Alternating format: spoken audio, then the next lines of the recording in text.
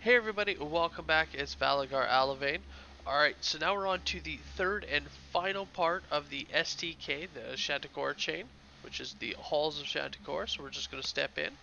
Now this one here is the final one, and this chain is such a great experience. Like if you look here, we're starting at almost 9,000.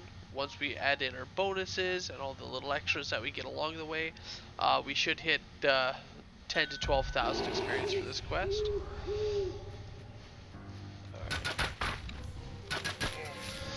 So you also notice here that we are also now level 7. Uh, just going through the leveling up as we're going through these. So the first part, was 2 levels lower, so just bear that in mind if you are trying to do it all at once. Alright. So once we clear this little bit out to the right, that is completely optional. You just want to head down the ramp here.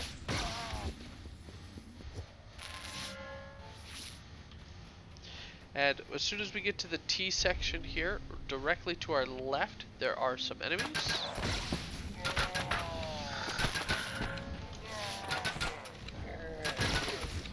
And then to the right, all the way, it actually has a drop down here with some enemies again. Now this part of the quest, it has a few of these little drop down sections. If you do want to get the full bonuses, I definitely recommend hitting them all. Alright, so as well, to the left, we also have just a hidden door here. That has just a couple of enemies.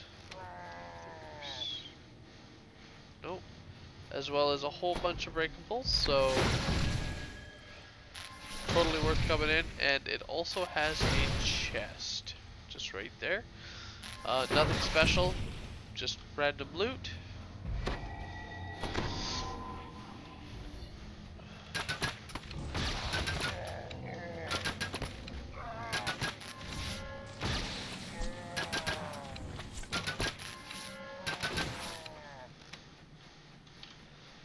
Alright, and then straight across to the north again, and that other drop down section.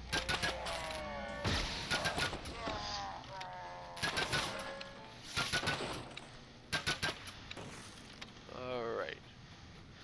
Now that we've cleared this part, all that's left is to continue here. Now this one also has multiple paths across. You can actually choose to shoot that little lever there on the left hand side, or sorry, the right hand side of the bridge. Like so. And that will drop the bridge, so you do need a ranged weapon of some kind. The other option, if you don't have one, there is a secret door here behind this banner. But it just has a couple of spiders down here.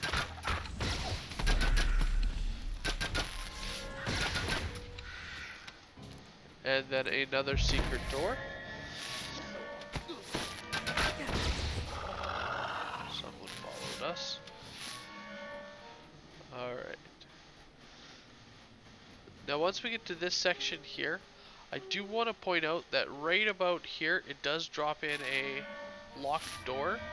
So make sure that your whole party's with you, otherwise they will get temporarily locked out until these spiders are dealt with.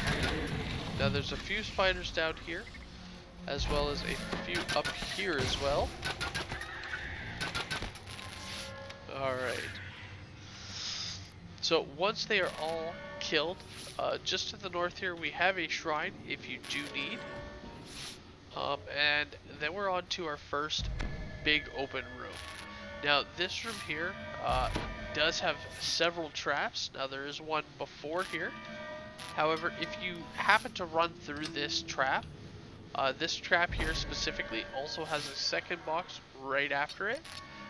Either or will disable it. So you don't necessarily need to get both to disable the trap. However, both do count towards the trap being disabled. I definitely recommend grabbing them both, as it does make it a little bit easier later on. Alright.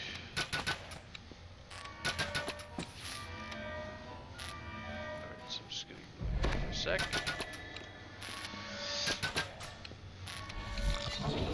Alright, and as you can see, this ladder is also trapped. Now, this one here is just flame jets. They go on and off. So if you time it, you can still make your way up the ladder without the trapper. Alright, and the main objective in this room here is we just gotta pull these levers. Now, there are 3 of them. One here. One just right there. And then finally, one up top here. Just right here. Also up top, if you do go all the way around, we do have a collectible up here. Alright, one other thing to note in this room is way down here, we actually have a chest. Now this chest can be accessed one of 2 ways. If you can have the pick lock feature, you can pick the lock as well. Where is it? Pretty sure there's one down here in the water. Might be through this door. Yeah. So down through the door here, all the way at the bottom, there is a silver key, which will unlock that chest for you. So if you feel like going for a bit of a swim, you can swim down there, collect the key. Unfortunately, they don't actually have a ladder up to that platform that has the chest. So you do need to jump to it. You can do so from just up here if you have Featherfall. And it does just have random loot. Once you get the chest, of course, you would have to just hop back into the water and climb up the ladder again.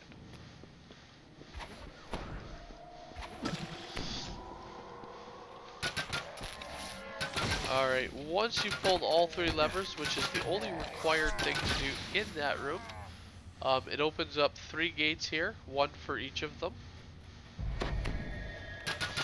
and brings you here. Alright. So this has a bridge, but as you can see, the bridge itself is trapped. The trap box is available at the back here. And the only thing really on the other side of this is we have a rubble here, as well as an extra loot chest. So as you can see, this quest does have a decent amount of loot as well. Alright, and from here, this room with all the pillars, it is massively, massively trapped. However, there is actually a safe path through. Now you can actually disable all of the traps, as you will see here. However, if you notice, the ones on this side hugging the right wall, they have been disabled.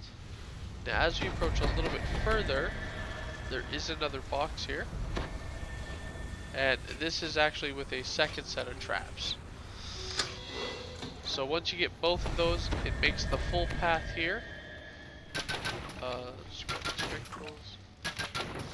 Makes the full path hugging the right wall safe to actually go through and get to the end. Again, the rest of these traps here, they cannot be disabled. You can time them if you're feeling lucky, but I definitely don't recommend that.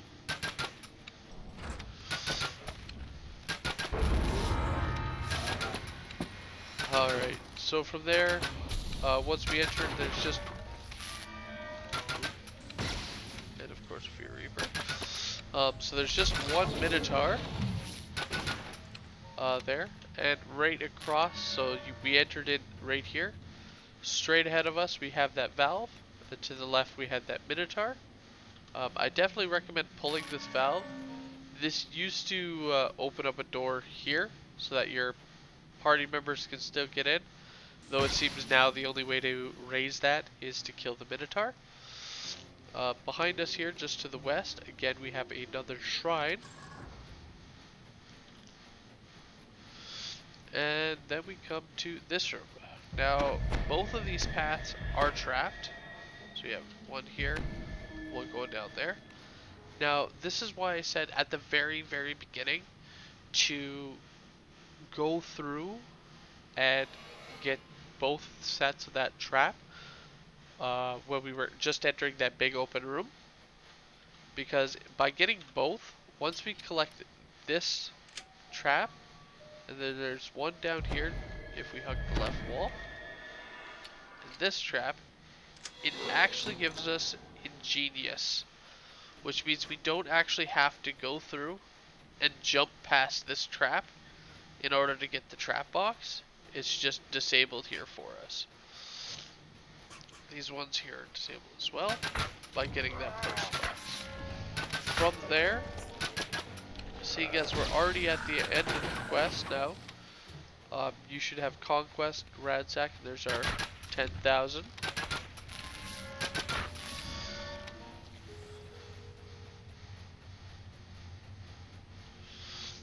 All that's left is to head east and drop down this little sewer tunnel here.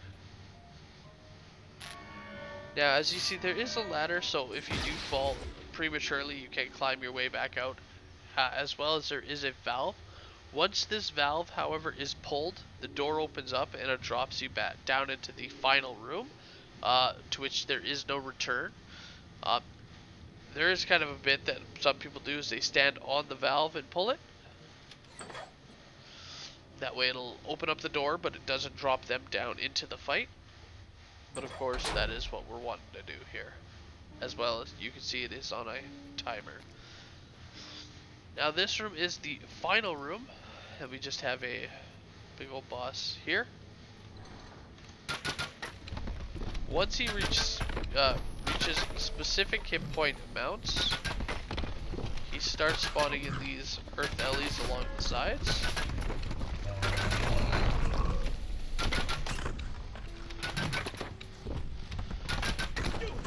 There we go.